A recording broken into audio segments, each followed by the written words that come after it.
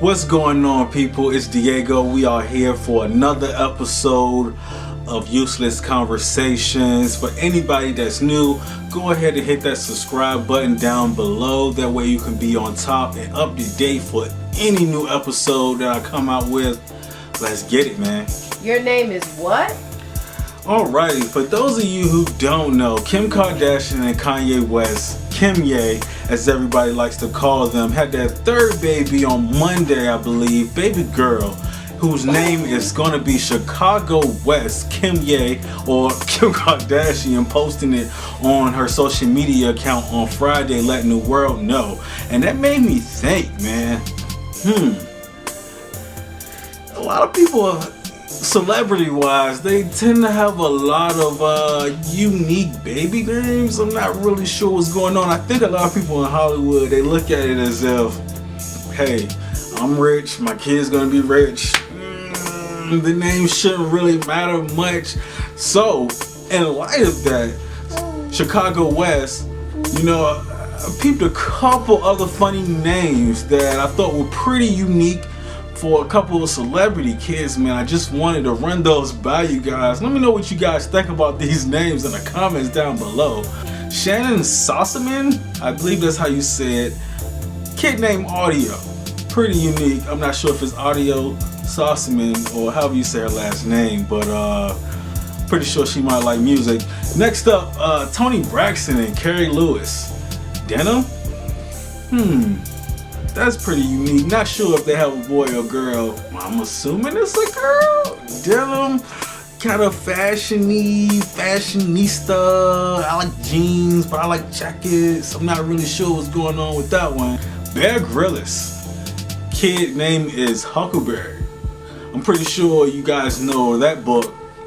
Tom Sawyer, Tom and Huckleberry. One of those names. You gotta be, I guess, from the country to kind of have one of those names, man. Huckleberry Grylls? Is it Huckleberry Grylls? I'm not really sure, but Huckleberry, that's pretty unique.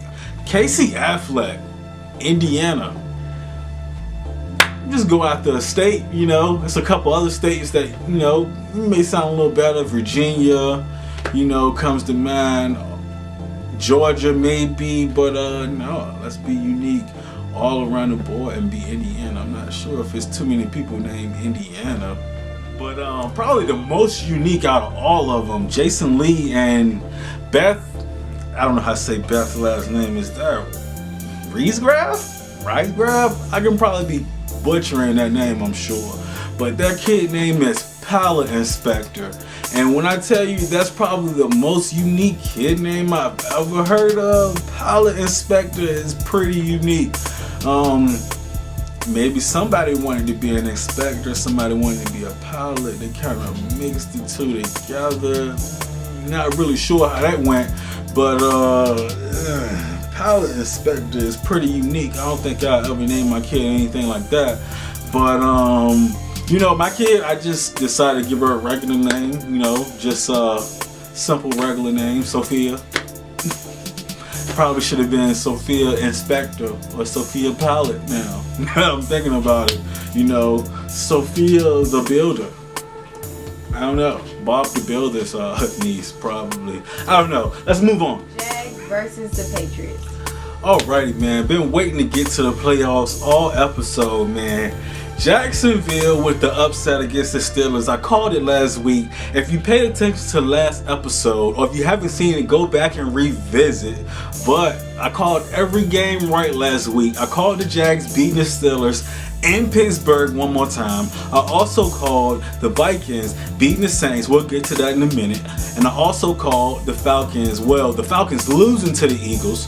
And, the Patriots and the Titans, we kind of knew how that one was going to go, so we're not even going to get into that one. But Jags versus the Patriots, I feel like this is going to be a fun one, man. I feel like that defense, that monster defense in Jacksonville, my bad, let me correct myself, Saxonville, I feel like that defense really matches up well with that with the offense that they have, man. That defensive line, they can get pressure on you right up the middle and around the edges with just the front four, which generally is all you need for Brady. Well, I wouldn't say all you need, but generally Brady's thing is getting him off his mark. That's his way, or that's the way you kind of get Brady to make mistakes and you can beat him. And I feel like Jacksonville really kind of plays into that. That defensive line is crazy. I believe they led the league in sacks this year, so that kind of plays into their favor, man. I feel like they're going to get pressure on Brady up the middle and around the edges to get him around his mark. Just recently though, I just noticed that Brady hasn't, word in New England is Brady hasn't really been practicing all week. He has some injury. I guess it happened on Tuesday or Friday. Well, Tuesday or Wednesday, excuse me. And he injured his thumb on his throwing hand. So Brady was at practice on Friday, even though he was limited. The first day he's practiced all week, he's wearing gloves on both hands. So just imagine red gloves on both of these hands. He's wearing gloves on both hands. He's come to the press conference with gloves on both hands, just so you can't see it. And when people ask if he's gonna play, the main response that he's giving is, "We'll see." Now I know everyone's thinking that's a bunch of baloney. We know Tom Brady. Tom Brady is going to be out there this weekend. But the main thing I want to point out, man, it seems like this may be a legitimate concern for them. I'm not sure how much this is going to affect Tom. Me personally, I'm thinking it doesn't make too much of an effect on what he has going on. I think Tom comes out and beats Tom, or he is Tom, on Sunday.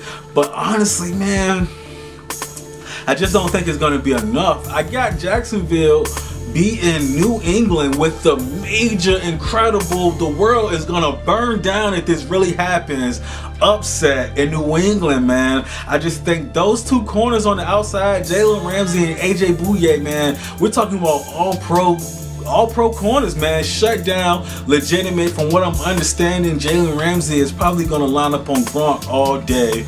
And that's pretty much Brady's main option that he likes to go to. You know, Danny Amendola and those guys, they're pretty good, but not somebody that you game plan around, really. Not somebody that you really focus on. But that one guy in the middle, Gronk, that's the guy you worry about. You can put Jalen Ramsey on him, and Jalen Ramsey has a great day, man. I think that changes everything. But also, just to wrap that up, I think if Brady does have issues throwing the ball and gripping it, I think that's going to be major, and that's going to play into what Jacksonville wants to do, really. And I'm just curious how it's going to go, man. But I believe it's going to come down to running the ball, man.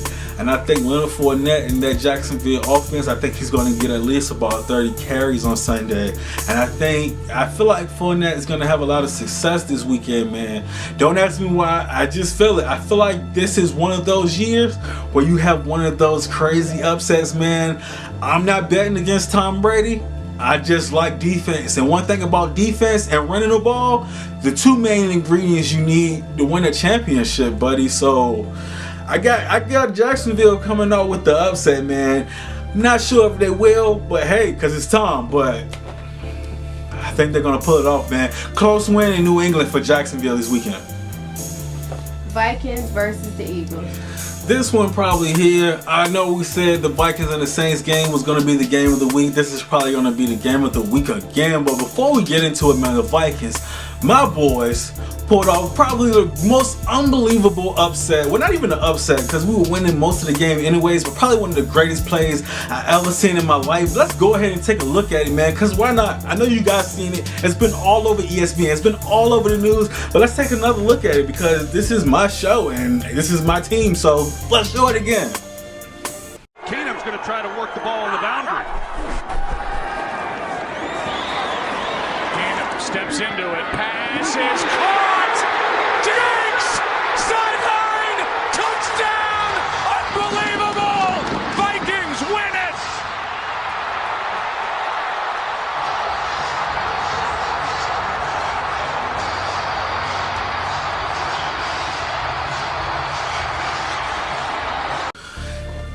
I probably watch that play every day the rest of my life. Saints fans, that was amazing. I know you cried. I know your tears tasted like sweet, sweet juice. I drunk it all up in my cup of Saints tears. Sensational. But getting back to this game, man, let's get out of here because the Saints, they're done. No need to talk about them anymore. Let's get back into it, man. I think this game against the Eagles and Philly, man, big game. That home field advantage is going to be crazy. That stadium's going to be rocking, man. Both defenses are incredible. Probably two of the top 3 or maybe top 5 defenses in the NFL. Not really sure, but it's pretty close, man. Pretty close, but we're evenly matched. I think the rosters are constructed generally the same. You know, built the defense, started the run game. Their quarterback, Carson Wentz, looks a lot better than what we had. You know, we've been playing with Case Keenum most of the way anyways, but Sam and Teddy, whenever we get those guys back, we're going to be dangerous. And Dalvin too, but that's neither here nor there. Back to this game.